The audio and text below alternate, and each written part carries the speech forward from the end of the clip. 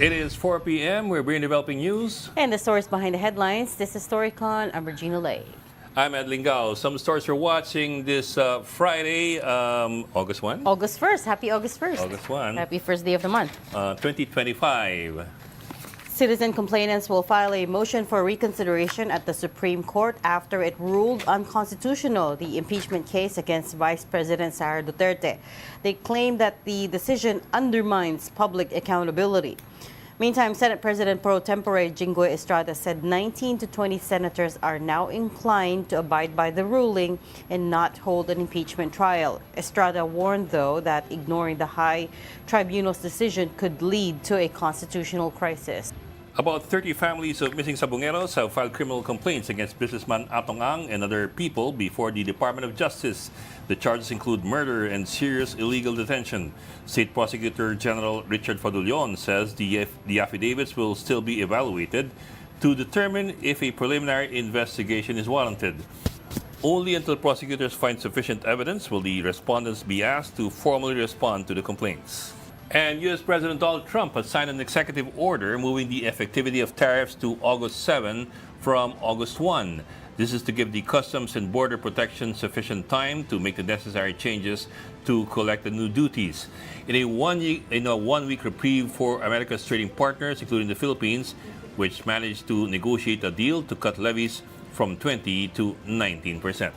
Malacanang stresses the need for a clean, transparent budget with no abuse of Congress's power of the purse.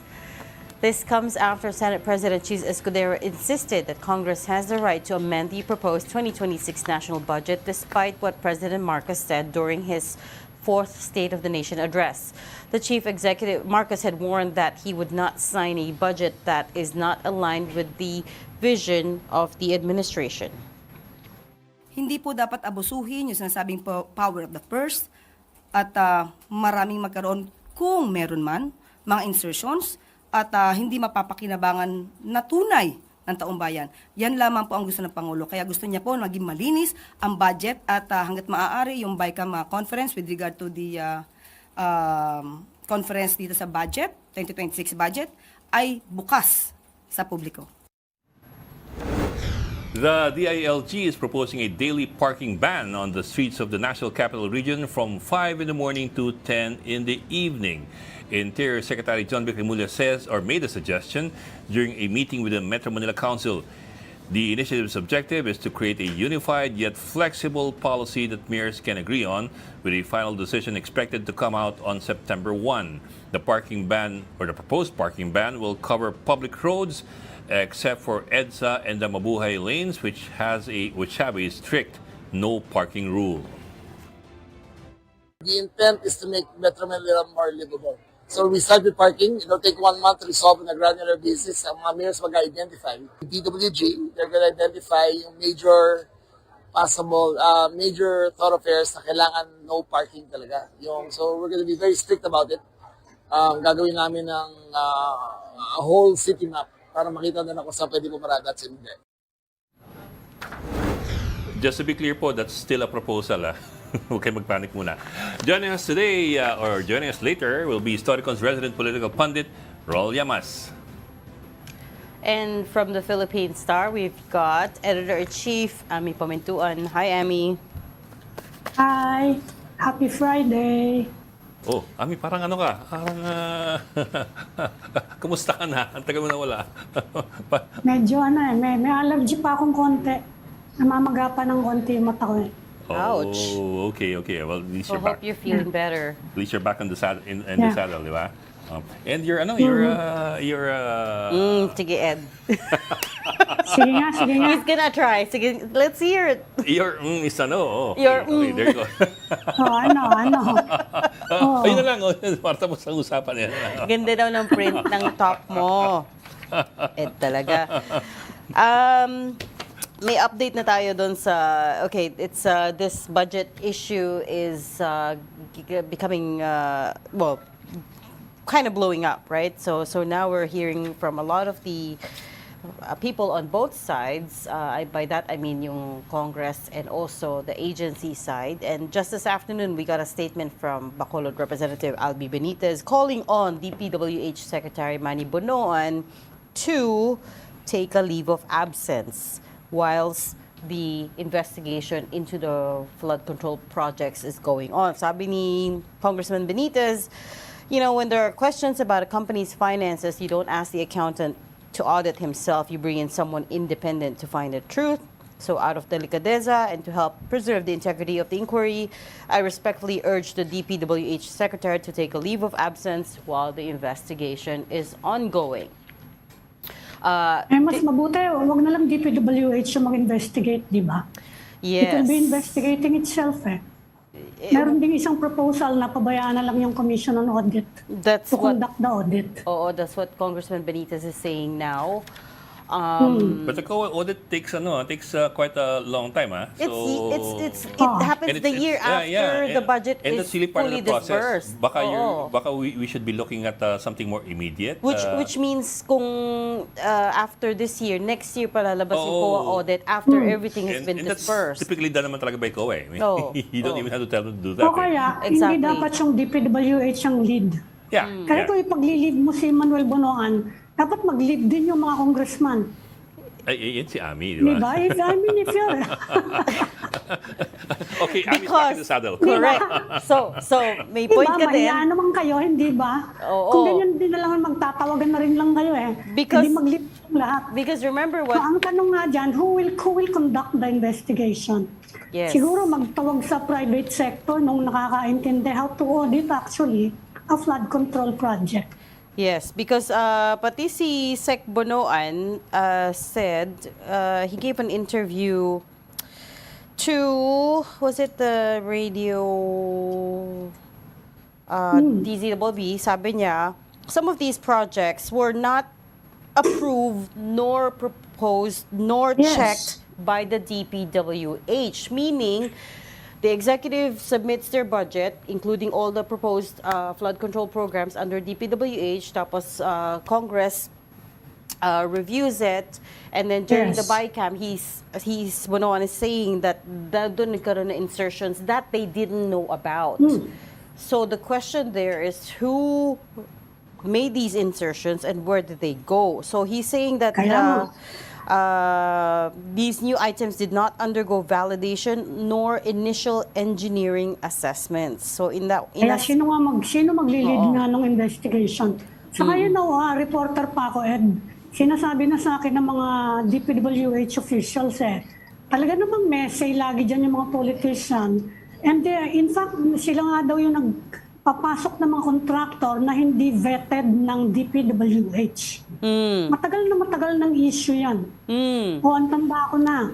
That was a long time ago. Hanggang ngayon tuloy-tuloy pa rin. Paano ni Ami? Ngayon That pa was a lang long time naha-highlight. ago. Ngayon pa lang siya naha-highlight na pinapasok yung mga kontratista na hindi nga approved ng DPWH. Well, hindi lang Matagal yun. na sinasabi yan Also, the part of the controversy is that legislators also have a very indirect say, indirect because they're not The supposed year to have... mark. No, the year mark.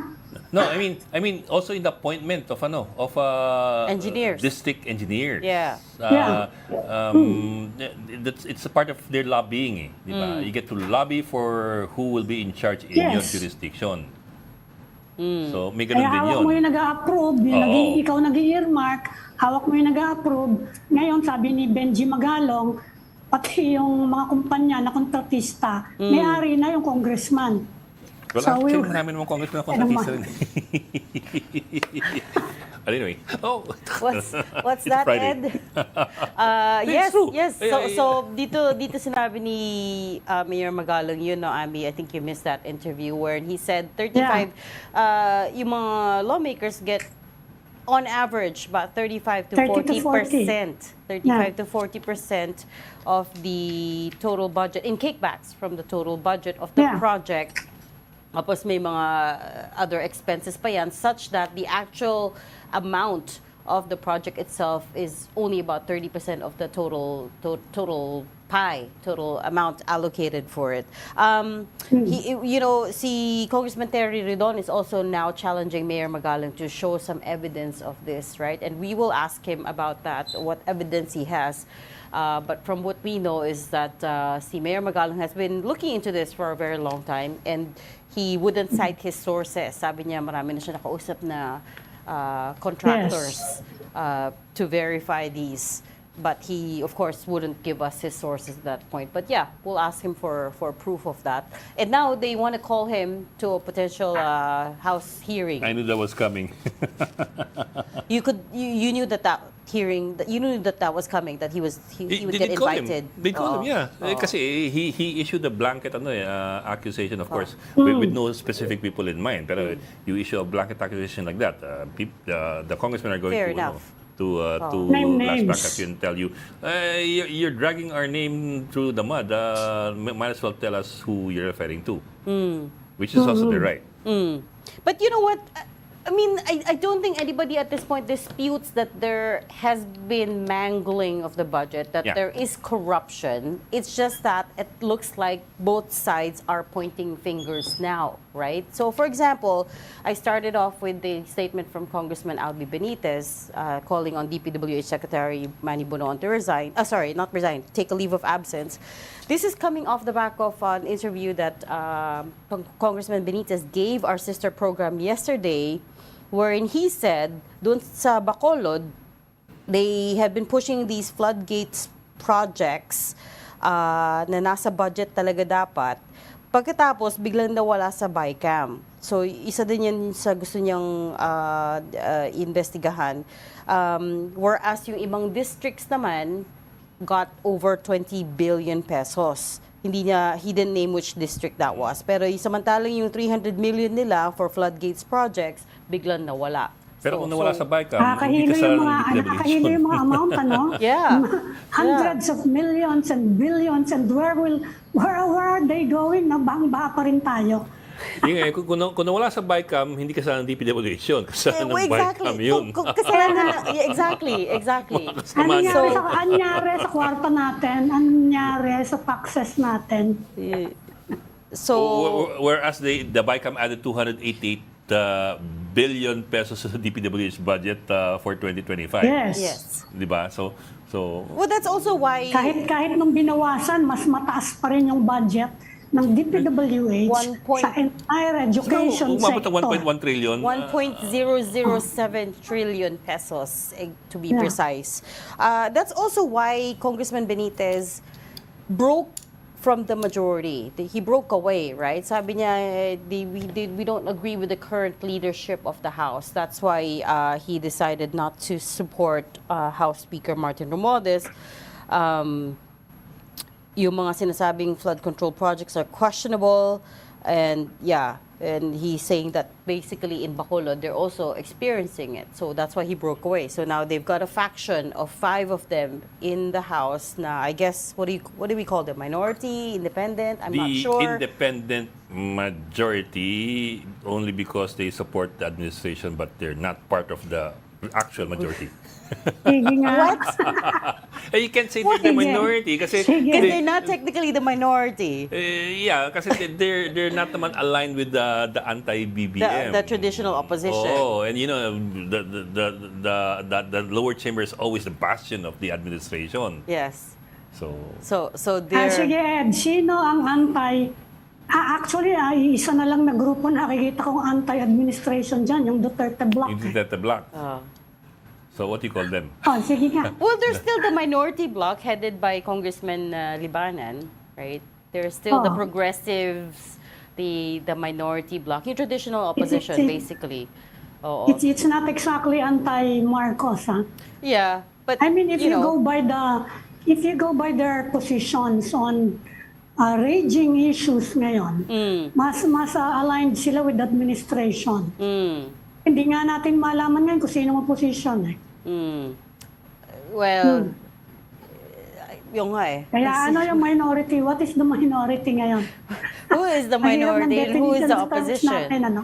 Yeah. Parang Huwag na natin- forthwith, let's ano? not call it Sige nga, majority pakidefine. minority na lang.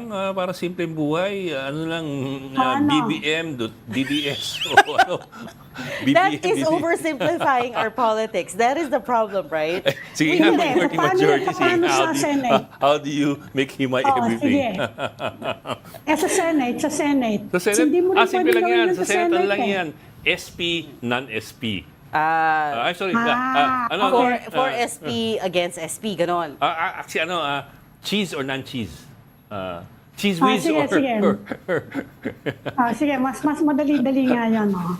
Sa Senate. Tama yan. Lalong gulo No, pa. but you know, again, you have people Cheese or in the non-cheese, di ba? people in Are the you pro-dairy or non-dairy?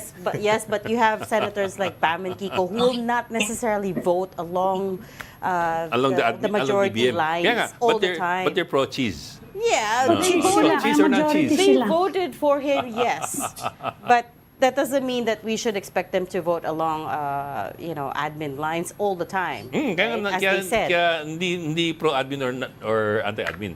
Pro-cheese or not? O Mas non-cheese? madali sa Senate mag-define. Pag sa House, ang mahirap-hirap, ano? Sige, gusto mong mas menuansing. Pro-cheese for now. For now, or Teka, ang guess natin minority, I don't know. Okay, we're talking to somebody from the House. Let's bring in our first guest this afternoon. We've got ML Party List Representative Laila De Lima. Welcome back to Storycon, Congresswoman De Lima. Magandang Thanks for joining hapon po. us. Magandang hapon sa Good inyo, afternoon. Ami, Regina, and Ed. Nasaan yung isa Hi. ng kasama? Ay, ma'am, na-traffic po si at mukhang May gag order na. Okay. baka nakakulong na. Baka na-contempt na. Na-contempt ng Baka Supreme Court siguro. Na-contempt na, Congresswoman. Nandito, kanina pa, ayaw ko papatuloy. Kaya na daw siya, ayan na. Kaya lang, baliktad yung ano niya, screen Good niya. afternoon. Baliktad, ayan na, okay na. Ronald, baliktad daw yung screen mo. Ikaw hindi ka man gumamit ng Ayan telepono. Kanina pa ako Okay dito. na, okay na. Papasukin. O, sige nga, yung tsura Okay mo. na, ayan na, oh. Okay. Let's proceed. Congresswoman, Yeah. first off, your reaction to the Supreme Court decision. Let's start with the impeachment first, no? To the Supreme Court decision ruling that it was unconstitutional. Okay. Talaga naman na maraming question dun sa desisyon. Marami na tayong narinig ng mga statements sa mga legal luminaries, sa mga former members of the Supreme Court. And then the latest nga po, yung kakalabas lang kanina, was the statement from individual members of the UP Law faculty. Yeah. Okay, so ang malinaw is that there is an imperative need to really file a motion for reconsideration. And the House already made it clear, the Speaker already made it clear na talagang magpa-file ng MR within the 15-day period. And then malinaw din na talagang kailangan talaga na lalo natin ma-magnify, ma-engage ang taong bayan tungkol sa issue na to. Kasi ang daming implikasyon nito sa usapin ng accountability ay malaki ang implikasyon. Kasi nga ang nagiging parang consensus among those who already commented on it, on the decision, is that pinapahirap nito lalo ang mga requirements, ang process ng impeachment. Na may mga binago, may binagong patakaran, at meron din dinagdag na mga patakaran or steps. Lalo na if what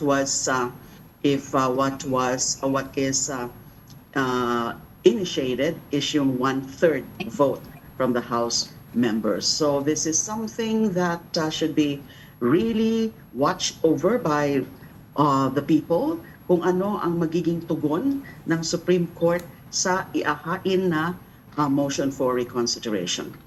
Hold on. Since you mentioned the UP law statement, let me just bring it in for the benefit of our viewers, Congresswoman. It's a pretty long statement, but part of it reads, At the bottom, in light of these established principles, we express our conviction that Congress is constitutionally vested with high prerogatives and thus deserves the appropriate defense in its procedures and in the conduct of impeachment. At the very least, given the House's reliance on 2 decades of precedents and practices, any new rules should be prospective in application, and we call on our democratic institutions to act in accordance with these fundamental principles and to foster a full public debate on the impeachment in keeping with constitutional accountability. Definitely.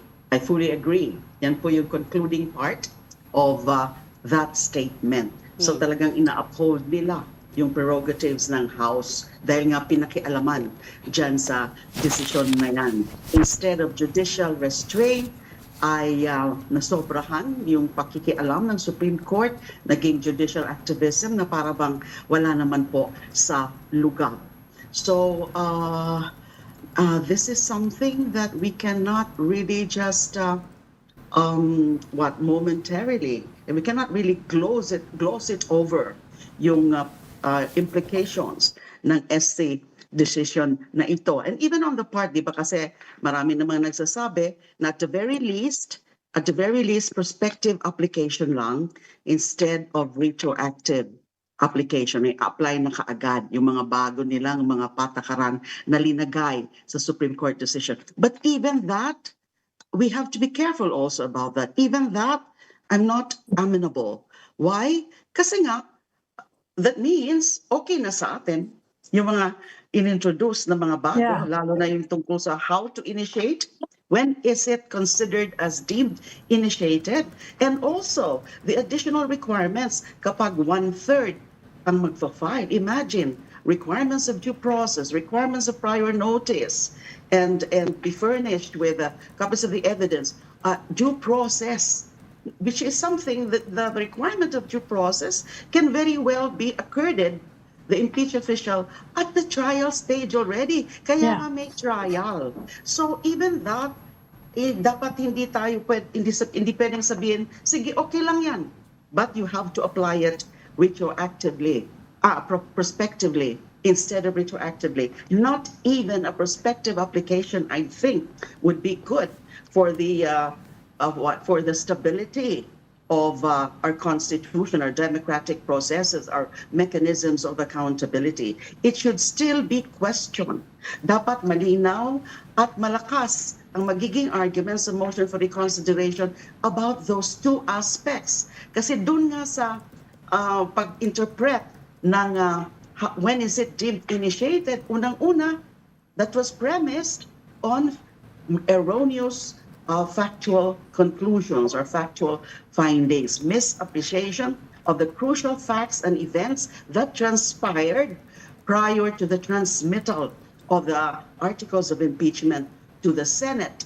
And then yung tungkol naman dun sa direct filing ng 1/3, that would practically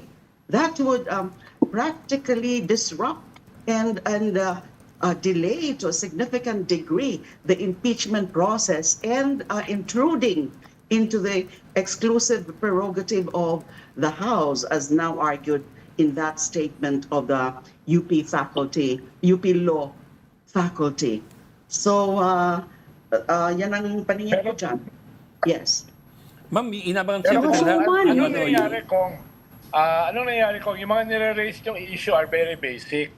I presume yung mga justices ng Supreme Court, lalo na yung ponente, who is a bar top-notcher, ay mga learned, unlike namin ni Ed Lingao. Sinama pa ako. So, saan ang galing yung kanilang mga hugot? No? Yun yung kwang ko eh. May political aspect ba rito? Dahil yung jurisprudence, very clear eh. Yung mga basic na nire-raise nyo na dapat prospective rather than retroactive, very basic yan. Kahit siya isang abogado de Campanilla. So yung mga rules at saka yung constitution very basic din. So ano nangyari? No, bakit ganyan yung kanilang desisyon? No, I presume again na hindi naman sila katulad namin ni Ed Lingao. No, na namumulot lamang ng mga legal na mga pananaw diyan sa kanto, no? Yun ang hindi ko maintindihan, Kong. Ganon din po ako. Nahihirapan din ako how to really justify that. how to give them the benefit of doubt. And that's why we cannot blame certain sectors, certain groups. Ang sinasabi nila parang naging self-serving kasi para bang Yeah. sinadya yung magiging mas stricto para mahirapan na talaga yung pagfa-file. And remember, they are themselves impeachable officials. And siguro naman they know, and the very rational ng mga drafters of the Constitution, kung bakit binigay sa Congress yung power to initiate and to try impeachment cases ay dahil nga members of Congress are not among the impeachable officials. Yes. As an impeachable officials lang are from the judiciary, include the Supreme Court, and then the executive, president, vice president, and constitutional commissions. So dun sa constitutional scheme of things, sa structure ng gobyerno natin under the Constitution, yung legislature talaga ang pinakapwede na mag-handle ng mechanisms of accountability as to those high officials kasi nga hindi naman impeachable officials ang mga miyembro ng Kongreso. And I'm sure the Supreme Court knows it. Kasi alam mo na, I think hindi rin maiiwasan na some of them maybe are thinking about the previous cases of impeachment. The Corona, and then the Gutierrez, the attempted impeachment then kay former CJ Davide, and even Justice Marvic Leonen himself may attempt then noon to also file impeachment complaint. So they're trying to be sure now about but that is very, very questionable. That is actually wrong, constitutionally defective na sila ang mag-i-impose ng mga ganyang mga requirements when the Constitution itself does not so impose. Because nga the whole rationale is mas madali na magpanagot dun sa mga matataas na opisyal na yan. And what are they, afraid of? Na yung impeachment process naman, it does not result really in imprisonment or whatever administrative or any other criminal sanctions, because the whole aim of impeachment is tanggalin na kaagad yung hindi karapat-dapat na hindi na dadaan sa mga masalimuot at matagal na judicial process, whether it's a criminal process or an administrative process, because in the first place, impeachment proceedings are not criminal, administrative, or even civil. Kaya nga tinatawag na sui generis, ibang-iba to. Kaya hindi dapat pinapa-apply ng strictly yung mga evidentiary rules and even yung about due process, etc.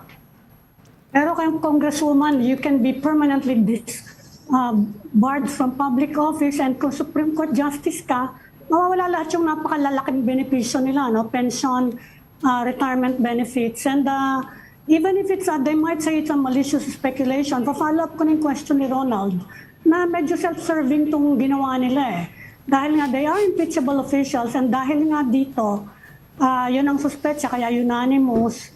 Are you planning, kung sakasakali lang, is the House planning to raise this issue na bakit naman ganyan na, di ba medyo self-serving yung ganyang ginawa ninyo na it's a judicial overreach? I mean, are you planning to raise that point? It's a valid point, even if they say na medyo parang malisyoso naman yung nyo na kami ang pinagsususpetsahan nyo na self-serving, di ba? But are you planning to raise that point? Or baka conflict of interest po ba? Conflict of interest is the more appropriate phrase, if that is correct. Your thoughts po? Kasi marami nang nagsasabi nun ngayon na it's less a defense of Sara Duterte, but a defense of themselves from future impeachment. Yan ang sinasabi ng mga tao ngayon actually. Yes, hindi maiiwasan talaga kasi yan. Now, as of the moment, I'm not yet privy doon sa nagiging preparation ng Office of the Solicitor General, doon sa pag-prepare at pag-file ng motion for reconsideration. But I'm expecting na at least ay bigyan kami ng kopya any interested member or sinong mga magre-request ng mga members of the House na makakita nung draft man lang para baka naman meron kaming pwedeng mag-contribute na inputs. Kasi ang daming mga substantive, napakaseryosong mga issues na raised now, and therefore it's very important na ma-present at ma-articulate ng Office of the Solicitor General these grounds and arguments, starting with the strongest argument all the way down to kahit hindi masyadong strong, but at least it would help in the deliberation. And right now, actually, even if yung iba, if not marami, ay parang sinasabi na ngayon na wala nang pag-asa yan.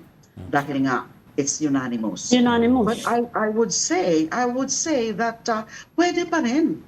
I think they can still do a rethinking and re-examination of these points when the proper motion for reconsideration is filed.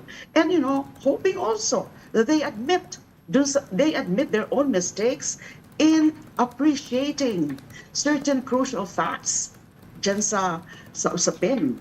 What's wrong with that? That if they admit, kasi no one is infallible. Nagkakamali rin naman. Even institutions can really commit errors other than individual members of the institution. So I'm really hoping, anyway, hope springs eternal. Hindi ako nawawala ng pag-asa na magkaroon ng talagang pagbabago, at least man lang the majority. O kaya if the majority still opts to stand by their original decision and would opt to deny the motion for reconsideration and insist on its core ruling na naging unconstitutional yung pag-initiate, and therefore wala na daw jurisdiction ang Senate over the trial, ay at least man lang may ilan sa kanila na mag-dissent.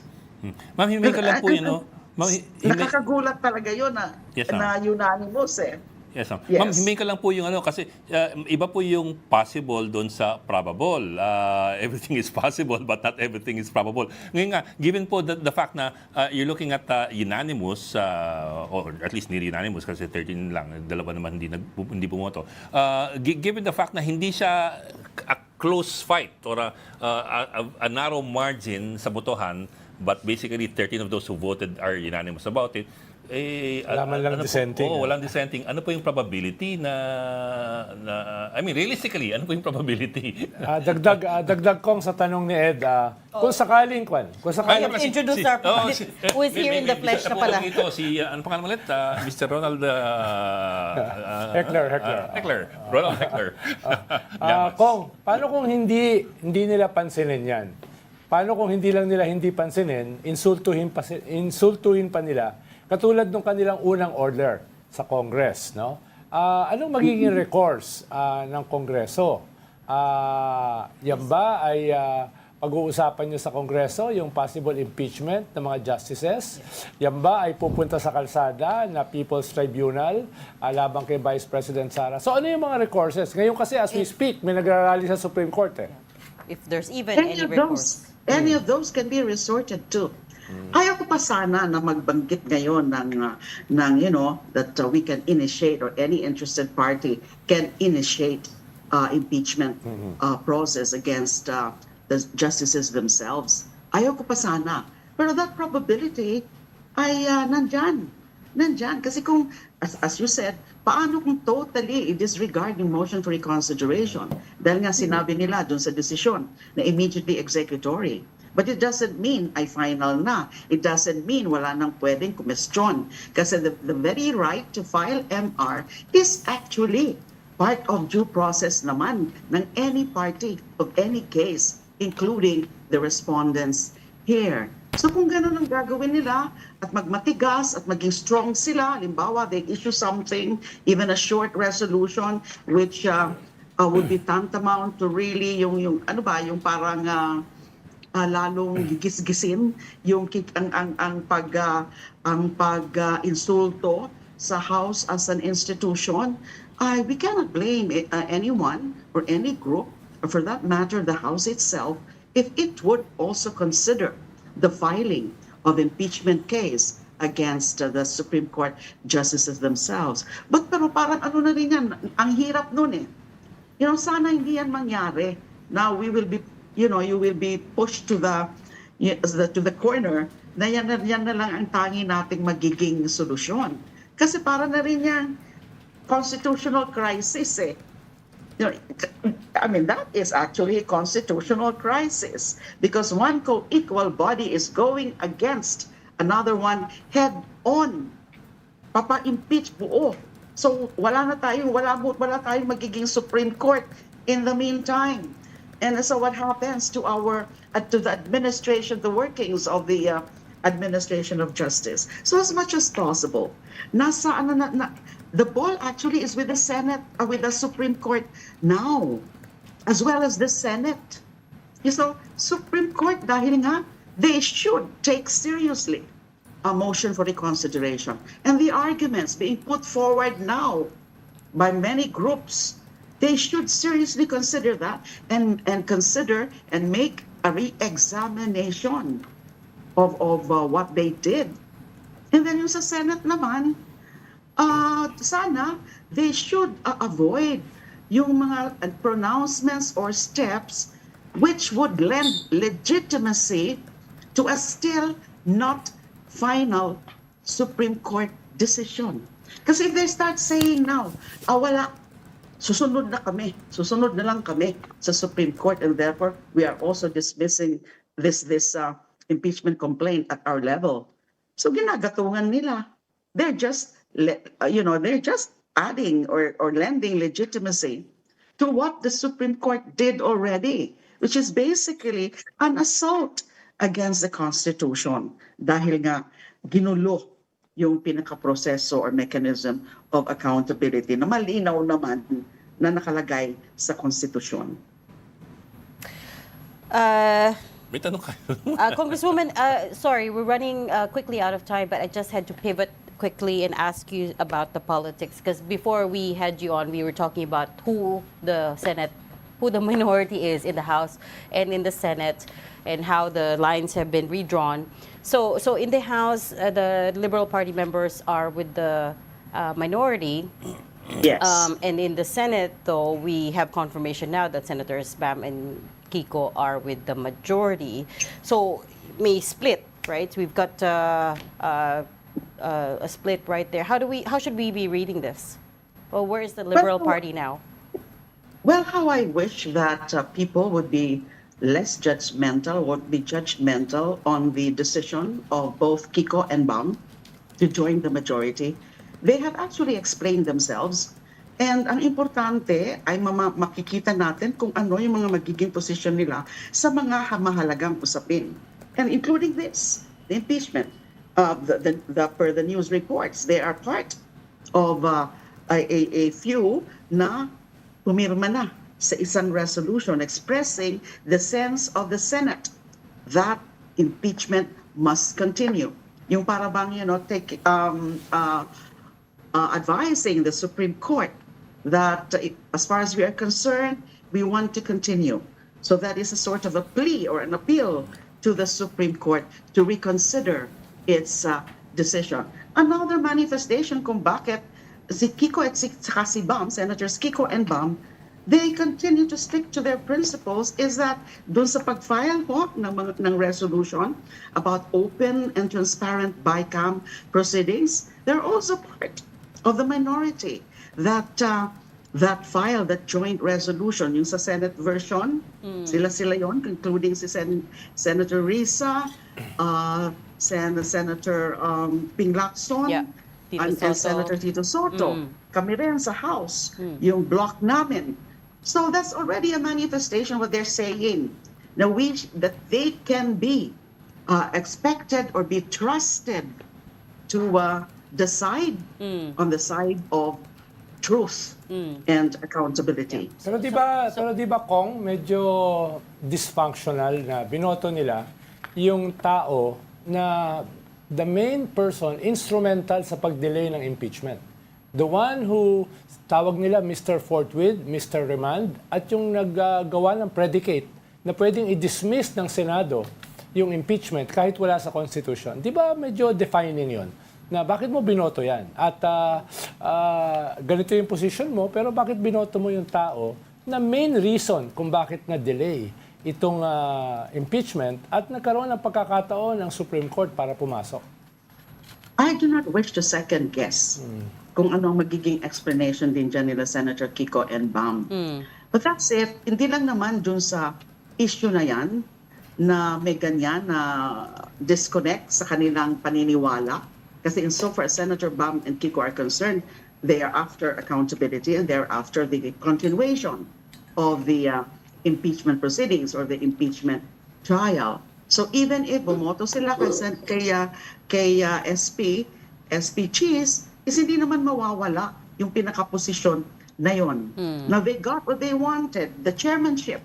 You know, they're really after those. They're very serious about those committee chairmanship because of their electoral promises as to education and as to agriculture. Education kay Senbam, agriculture kay Sen Kiko. So yun ang that's the driving force and the driving motivation sa kanila. That by being the chairpersons of these two key committees, they would be able to deliver on their respective campaign promises. So I think it would be unfair na mag-generalize yung pagtingin sa kanila ng tao na hindi sila nagiging consistent sa kanilang prinsipyo. So they will stay true to their principles. This is just looks like just a case of strategic pragmatism. Pero ma'am, at the same time, you do have to acknowledge that this has caused a lot of confusion and dissonance among those who are supportive or have been supportive of the traditional opposition. Isn't there any reason for you guys to be concerned na this will have medium to long-term effect on the stability and the integrity of the group? Well, that is, of course, a concern. But that is something that would not really be that long-term, I should say, because it really, again, depends on the performance of both senators in their respective chairmanships. You see, if they truly deliver, then the people, those who are who disagreed with their action, would, I think, have a change of mind. See, so I refuse to say now that this can have a long-term effect, particularly on the part of the opposition. Yeah, fair point.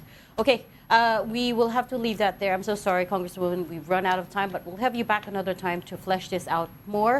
Thank you so much for making time for us today, Congresswoman Laila de Lima. Thank you, Kong. Thank you, Thank you, Congresswoman. Yes, have a good day. Thank you. You are watching Storycon on One News. We just need to take a very quick break. We'll be right back. Stay with us.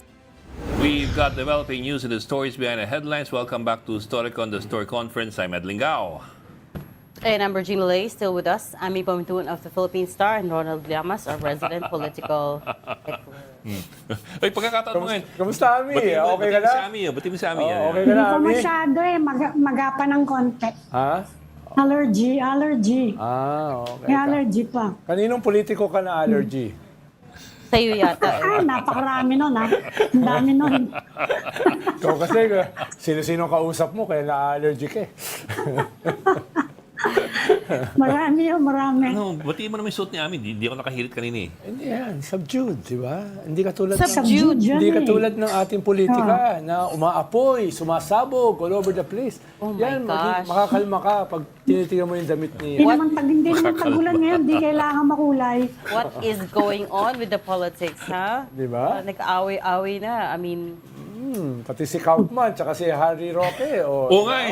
nag-break. That's like Yung hindi mo inaasahan. the funniest comment that I've read about that said, That's a really it's like nasty, yung theme song dapat nun is a bizarre love triangle. Kasi si Digong inasikit nga, and then you've got Harry on one side, Kaufman on the other. Eh pero namili naman si Digong kung sino yung kanyang club team eh. Siyempre. So Pinili na yung Kaufman Digong wins now. Kaufman For wins now. Oo. For now. Laki ng Pero bayan doon. remember si Sara Duterte, Laki ng Vice bayan doon. Siya naman David. libre mo na taas ka. Diba? Sorry, Ami? Si Sara Duterte mismo, siya mismo noon sinasabi na niya na now we're not going to tap Harry Roque. Si BP Sara sinabi na niya yan eh. Yes, but every Sinabi time niya she dati, goes... he has his own problem, sabi niya. Yes. Asikasuhin na muna niya yung problema niya. That was Sara Duterte speaking several months ago. But you So know, medyo nakakagulat na hanggang ngayon, Yeah. ganun pa rin issue. but every time she goes there, kasama, I mean, nagkikita sila She's ni Harry masalubong. Roque, right? Nakikita sila. Oo, I mean, Nakikita he sila. turns up to the to the interviews outside the Baka wala naman choice, sige. Kaviningan prison. Isa ko lang sasabihin to, in fairness kay Vice President Sara, kasalanan ba niya yun? Kasalanan ba niya yun? Nasa ex-human rights lawyer, lagi nandun, sumasalubong. Who's to say hindi siya invited? How do you know he wasn't invited, Saan, right? saan? To the outside the prison, mali mo. Naramdaman ko lang. Naramdaman mo. Oo, na- Mali mo, Na na-invite hindi siya wanted. Sabi nga ni Sal Panelo, umuwi ka na, man up. Sige ako. No, sabi ni Oh, Panelo. yan Hindi lang pa. yan. oo. Kaufman quoting the former president, he should go home and and Face address his legal problems, di ba? Go home and face his problems. Hindi man Kaya lang nga. face his problems from here. Di, baka nung naghulog siya ng coin sa Imburnal, baka yun ang sinagot. Ha? Ano naman yun? Yung naghulog siya ng... Hindi ko alam yan. Naghulog siya ng coin sa Oo, Imburnal, oo, di ba? oo. Yung gano'n, Yung Bornal. Imburnal, yung kanal. Drain. Naghulog Okay. siya, di mo nakita yun? No. O, naghulog siya, tapos sumagot yung Imburnal. Ano sabi? Ano sabi? Sabi, uwi ka na. So it's not bring PRRD home pala. It's, Bring Harry home. Bring Harry home. Ano ba yan? But yes, this Kasi is kung kukunin siya ni VP, matagal na sinabi ni VP, di ba? Kung kukunin siya as lawyer. Mahirap siya kasing Sinabi kunin. na agad dyan. Ami, dahil meron siyang video nung 2016 campaign na binabanatan niya si Digong na mamamatay tao na wag iboto. No? Eh kung ilabas sa kanya ng prosecution, habang siya yung lawyer ni Digong, ilabas yung video na yun. Tatamaan hindi lang siya, tatamaan yung kanyang kliyente. So yun yung main reason ba't hindi siya kinuha. I think that was a UP forum UP Forum. Sinabi niya yun Oo, talagang vehement siya. Huwag niyo iboto yan, mamamatay tao yan, etc. etc. If you go on YouTube, you can still find that footage. Yes, It's from a few years ago. Kaya ako, ingat ako sa mga sinasabi ko, baka kainin ko later. Nag-ingat ka sa lagi na yan. Ingat ka na sa lagay na Lalo yan. na kung public statement, kung public statement, mahirap talaga eh. Permanent na yun, permanent. Hindi mo na pwedeng bawiin yun. So we don't know what's happening with the case right now. Ang alam natin is may estimate for the ICC chamber to decide on the interim release, maybe end of August, early September is the Yes. estimate at this point. Ano, originally kasi sila yung nag-file sa Kaufman na correct. madaliin Correct. yung Yeah. decision sa interim release. Eventually, sinabi nila, wag na muna. Sila rin yung nagpa-delay. Pero sila rin yung nagmamadali Correct. before. I don't know how to read that. I mean, parang ano yun, is it the delaying tactic or they... Seriously, naghahanap sila ng mga arguments at Oo. dahilan para manalo To sa... strengthen their case. Dahil alam nila, delikado sila eh. Oo. No? Walang ganong klaseng tradition yung ICC na magbigay ng interim release ng basta-basta. Correct. Well, sabi nga ni Attorney Gilbert Cruz, they haven't satisfied the three conditions, right? And Attorney Joel Butuyan din pala. They haven't satisfied the three conditions that the ICC is asking for. Wala din tayong update so far with the case of Harry Roque. We know that last we spoke to DOJ, they were going to revoke they're asking DFA to revoke his visa, and also they're working with Interpol. Right? Pero isa yun sa pinagawayan nila ni Kaufman na si Harry Roque gustong kasuhan yung Dutch government. No? Totoo ba yun? Oo, totoo So yun. good. Dahil yun yung logic ng kanyang gustong i-file na case. Na questionin mo yung Dutch government for kidnapping o rendition. For illegal ni Digong. rendition. Siyempre, si Kaufman, ayaw naman niyang ma-antagonize lahat. Na-antagonize mo na nga yung judges Na-antagonize mo pa yung government kung saan nandun yung korte. Parang kung ikaw ay abogado, gusto mo nang bawasan ng kaaway. So we also don't know what's happening with that case. Wala pa. That's Baka this weekend, alam mo naman, marami nangyayari pag weekend dito sa atin eh. especially now, August na, no? I just realized August na. Yes. And now we have, can we say it? An impeachment that's dead in the water, right? In August na eh. I mean, that was filed in February, right? March, April, May, June, July, August. 5 Kaya nga months. mas less optimistic ako na i-reverse ng Supreme Court yung kanyang sarili. You're not optimistic. Oo. Yes. Of course, 13 eh. Unanimous decision eh. Saka ang itsura mo nun. Kaya nga supportive yun sa sinabi mo, dead on the water.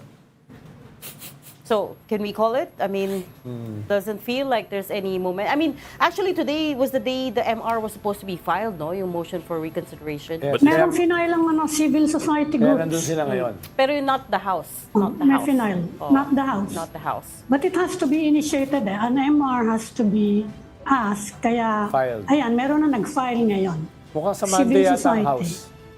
Mukhang sa Monday Oo. sila. Kaya titingnan natin ng argument kasi alam mo naman, alam naman dito sa Pilipinas eh, di natin alam something can change in the Supreme Court. Tingnan natin. Tatanong ko sana Sabi yun nga sa ni isa nating President guest. Marcos, Ano no, sa never say majority siya. never. Kung kailan ba sila magpa-file ng MR? Yeah. Baka that's why we couldn't get him today. But Okay. realistically, the MR has to be compelling, convincing, but not necessarily antagonizing. Kasi Still respectful. kasi you have 13 justices who voted Exactly. for one position. Mukhang nga focus lang naman nila factual eh. Ito yung oras na sinubmit namin sa Supreme Court. Pero Ito yung oras na nag-end yung session. ayan. Mga ganong mga factual yung how does it look if it tells Supreme Court, you guys didn't get your facts right? Sabi na nila, oops! Sabi nila, oops! Isn't it easier to just say na we must misappreciated we misappreciated the facts kasi we got the facts wrong. Hindi, Yeah. kaya nga mga abogado, Yan. laging simula nila, di ba? Respectfully. Respectfully. Di ba? Laging Respectfully. Respectfully, di ba? Misappreciation. Respectfully. Yung mga heckler na lang ang magsasabi, kaya nyo lang ginawa yun to serve yourself. Dadalo kami sa'yo pag nakulong ka na, ha? Respectfully, I have to close the show because we're Respectfully, over mauuna time. si Hidarian kaya sa akin. Respectfully, stop talking because we are over time. Thank you so much for joining Storycon Friday. today. May Pamintuan, Editor-in-Chief of the Philippine Star, Ronald Llamas, our resident political pundit. Join us again Monday, 4 p.m. for Storycon. I'm Regina Lay. I'm Ed Lingao. We are One News, all sides, all the time.